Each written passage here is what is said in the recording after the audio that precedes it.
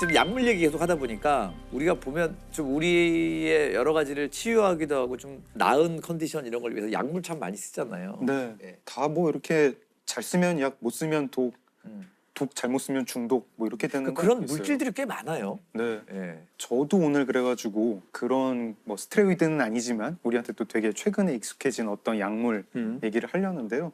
프로포폴입니다. 아, 프로포폴. 네, 지금도 많이 쓰죠. 우리 수면 뭐 마취. 내시계, 예, 수면 마취제고. 프로포폴은 화학식이 어떻게 되나요?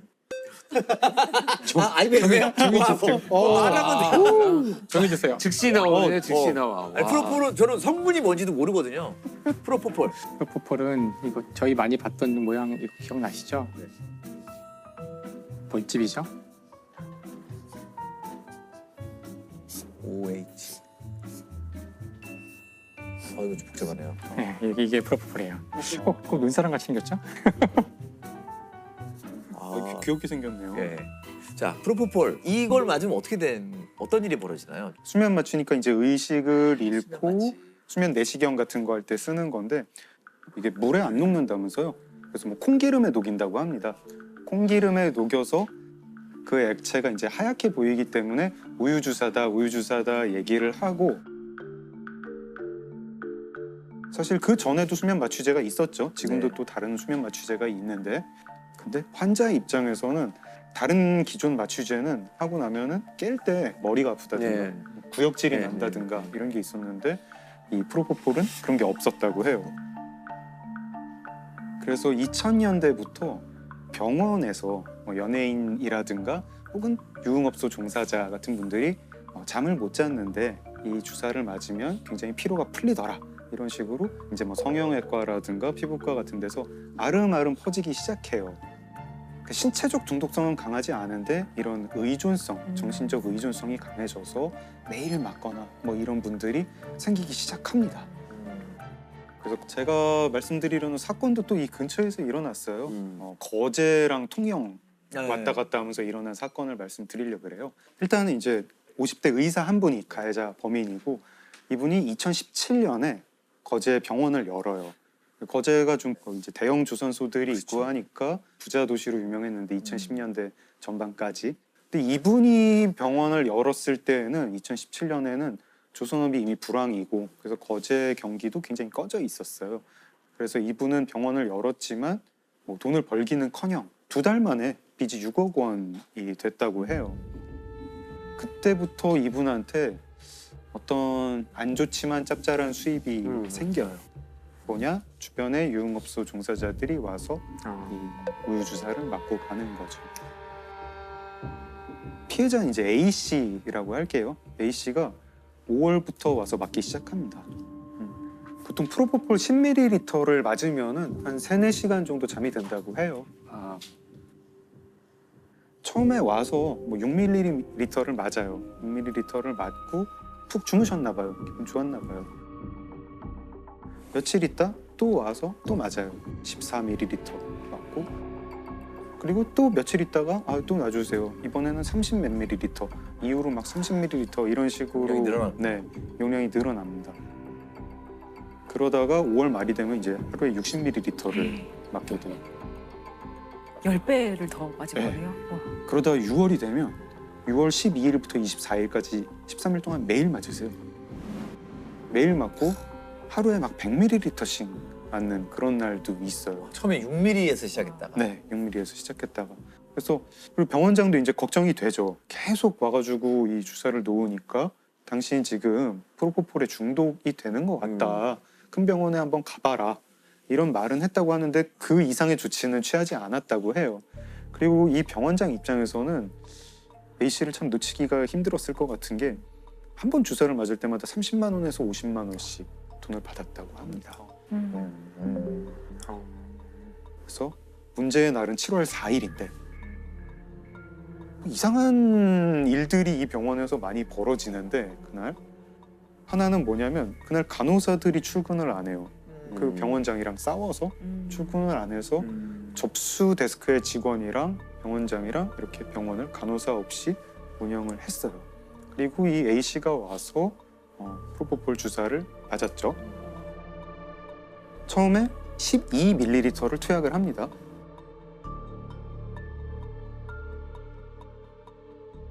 근데 A씨가 금방 깨요. 깨서 또 놔달라. 또 놓습니다. 마약류 의약품으로 분류된 수면 마취제 프로포폴 12cc를 링거에 주입하더니 6cc씩 두 차례 더 투약합니다. 한 번에 5cc 이내 투약되는 게 일반적이지만 5배 가까이 더 주입된 겁니다. 또 놓고 이번에 저혈압으로 사망을 합니다. 이때 이제 이 병원장이 되게 끔찍한 생각을 하게 되죠. 이 유족이 나한테 손해배상을 청구하지 않을까? 이 걱정이 생겨요. 그래서 어떻게 하냐면 이 프로포폴을 수액실이라는 방에서 온 손님들한테 놔주고 있었는데 얼른 커튼을 쳐요. 이 시신을 못 보게. 커튼을 치고 그 환자들 깨어나고 돌려보내고 접수 데스크 직원한테도 오늘 수고했네. 오늘 일찍 가. 이래서 보냅니다. 그래서 시신과 자기만 병원에 남게 된 다음 차를 빌려요. 렌트카를 빌리고 밤이 되길 기다려서 지하 주차장에 내려가서 시신을 옮기고 새벽 2시 반에 차를 몰고 나가요. 차를 몰고 나가서 병원은 거제인데 통영까지 운전을 한 다음에 통영의 선착장에서 차 트렁크를 열고 시신을 꺼내서 바다에 던집니다. 그리고 미리 준비한 우울증 약 2개를 그 앞에, 그리고 그 A씨의 손목시계도 우울증 약 옆에 둬요. 아, 자살로 위장하는 거군요. 네, 자살로 위장을 하죠. 그리고 병원으로 돌아옵니다. 그 병원에 돌아와서는 며칠 있다가 그 병원 건물주를 찾아가가지고 좀 우리 병원에 불미스러운 일이 생겼다. 간호사가 프로포폴을 몰래 빼들고 갔는데 좀 안 좋은 소리 안 나왔으면 좋겠고 대충 뭐 덮고 싶다 이러면서 병원에 CCTV를 좀 지워달라고 해서 그 건물에 CCTV를 지웁니다.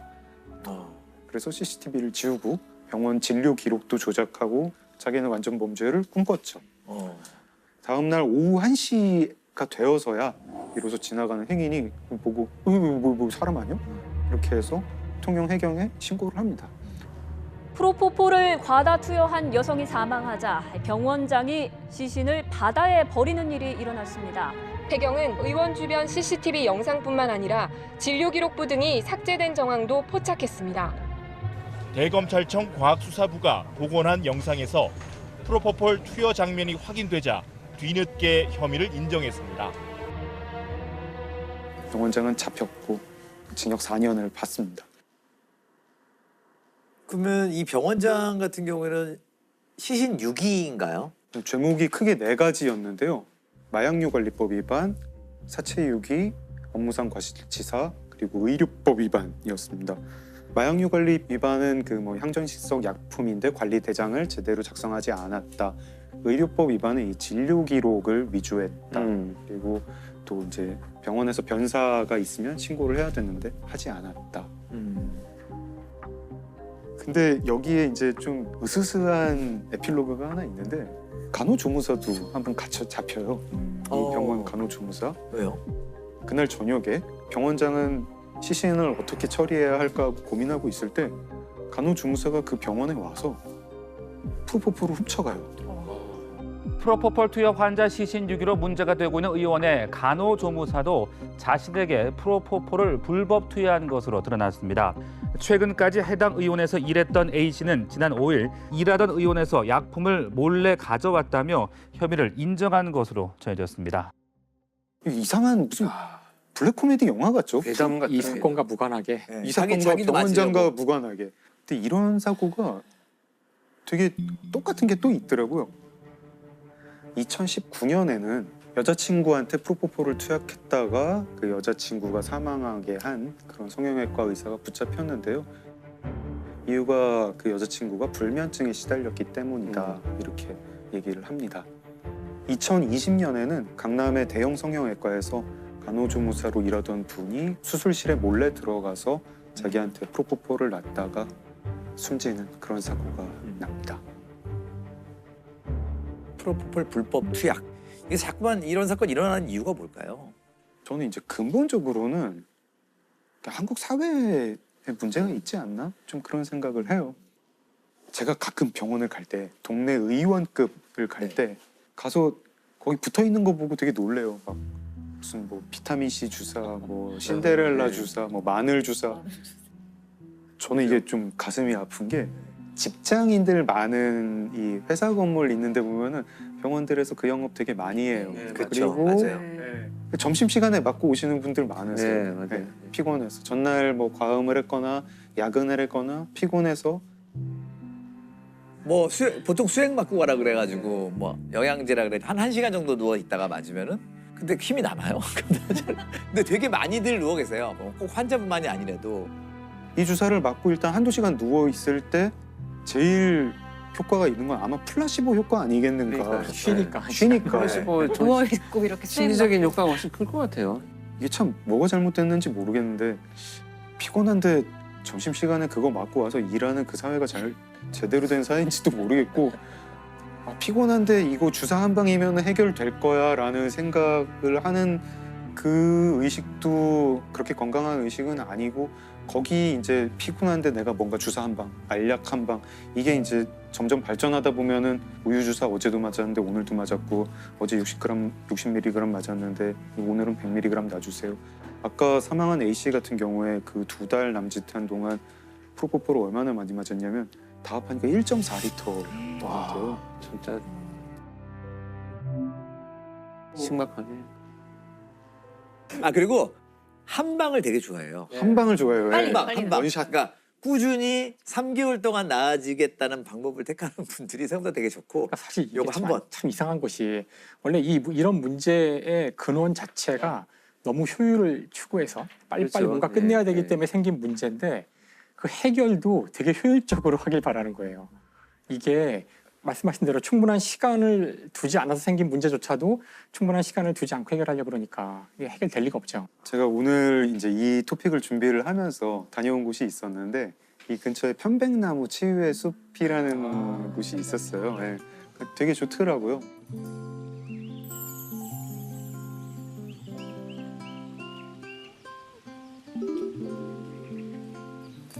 맨날 아파트 숲 한가운데서 살다가 이런 데 와가지고 나무 있는 거 보고 그러니까 진짜 마음이 되게 편안해지네요. 사람이 좀 이렇게 멍하니 있는 시간이 필요하대요. 뇌가 계속 끊임없이 뭔가 생각을 하는 게 되게 피곤해서 이렇게 멍하니 있을 때 내가 쉰다고 하더라고요. 그 편백나무 치유의 숲을 갈 때 약간 좀 얕잡아 보고 갔어요. 좀 웃기는 거 아닌가. 네. 요즘 뭐 힐링 열풍이니까 이런 거 좀 반신반의하면서 갔는데 되게 생각을 많이 하게 되더라고요. 일단 내가 나를 위한다는 게 뭔지 잘 모르니까 나를 어떻게 위해야 되지? 이런 생각을 하는데 나를 위한다는 게 별게 아니더라고요. 내 감각을 되게 신경 쓰는 게 나를 위하는 거더라고요. 평소에 신경 안 썼던 감각.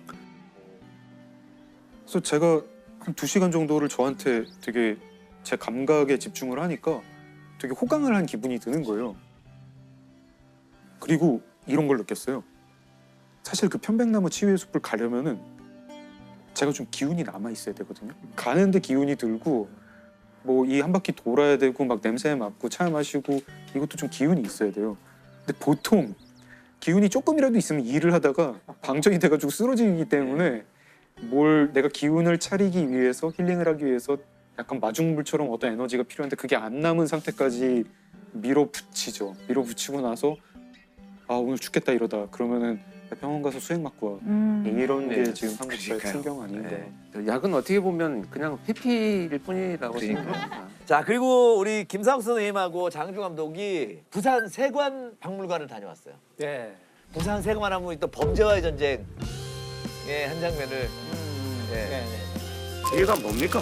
예? 이게 맹수 밥이요? 예? 반갑습니다. 최익현입니다. 조영배입니다.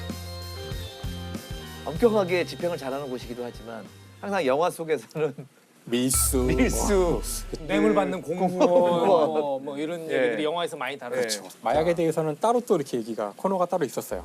특히 이제 우리나라에서도 마약을 제조해서 판매한 적이 있었는데 화이트 트라이앵글이라 그런데요. 그러니까 백색 삼각형 부산에서 제조를 해서 일본에 판다. 한국이 일본에 마약을 공급하는 어떤 기지였던 때가 있었던 것 같아요. 그래서 그 마약을 만드는 기계도 거기 전시가 돼 있었고 부산이 마약으로 유명한 곳이더라고요. 그래서 마약왕이라는 그 영화 네, 실제 인물의 예, 이황순이라고 마약을 만들어서 일본에 공급했던.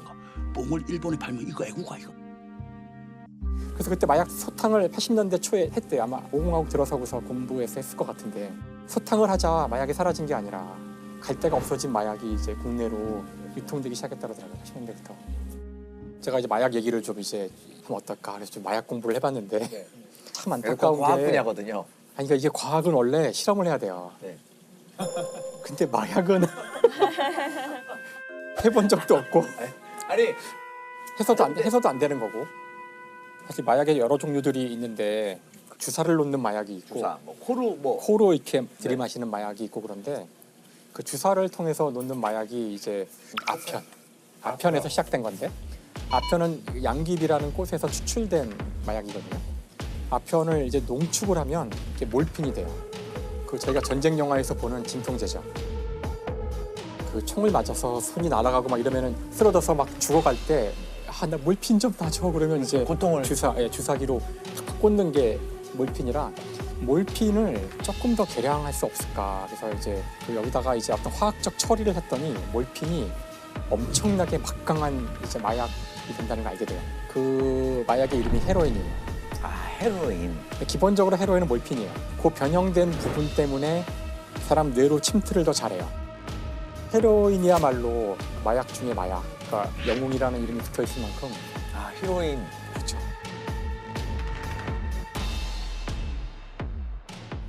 코카인 같은 경우가 이제 코로 흡입하는 거라고 하더라고요. 이제 가루를 이렇게 종이에 말아서, 또 영화에 많이 나오죠, 이것도.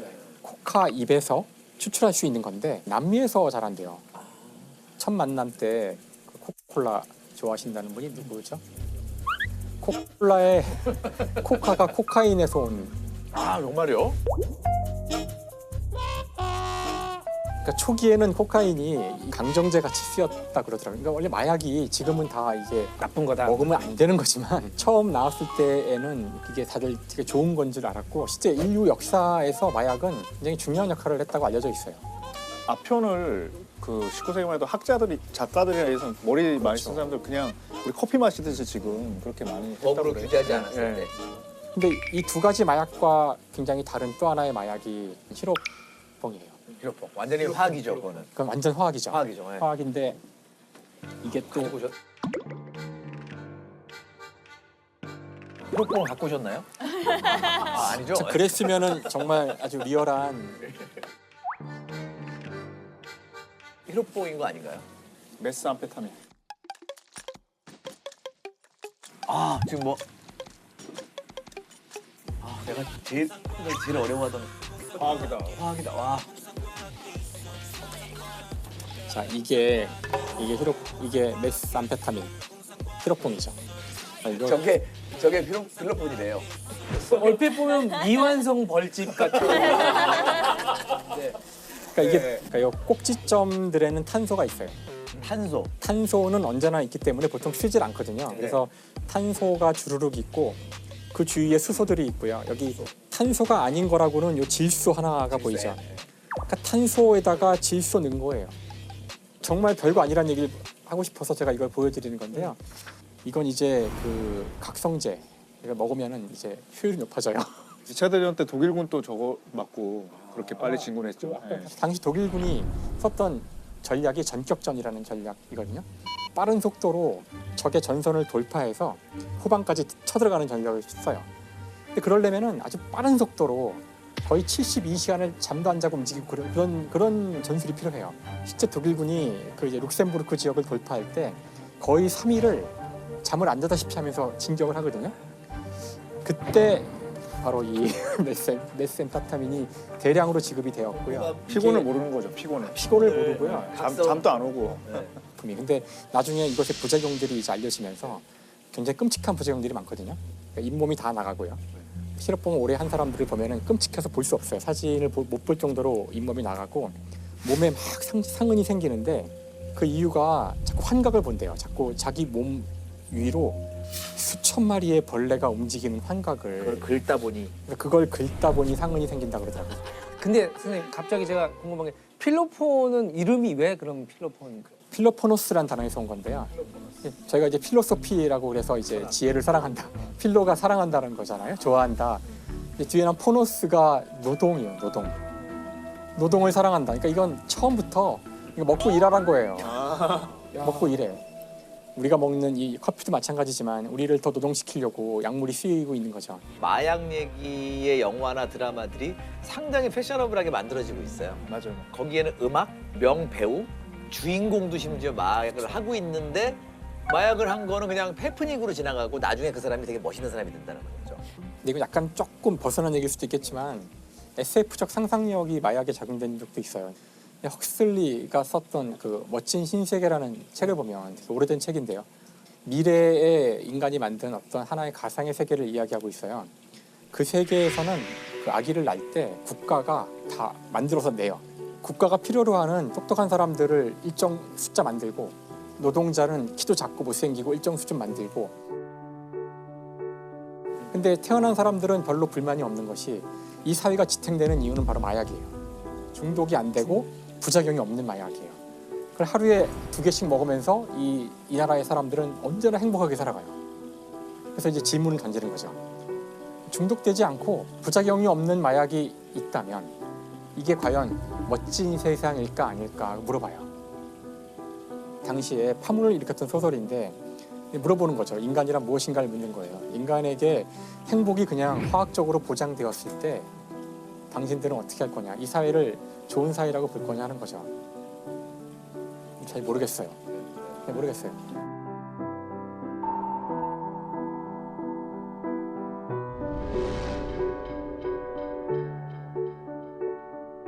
근데 작가가 사실 내린 결론은 역설적으로 제목도 그렇게 사실 단 거고 역설이에요. 결론을 역설이에요. 내린 거. 역설이죠. 네.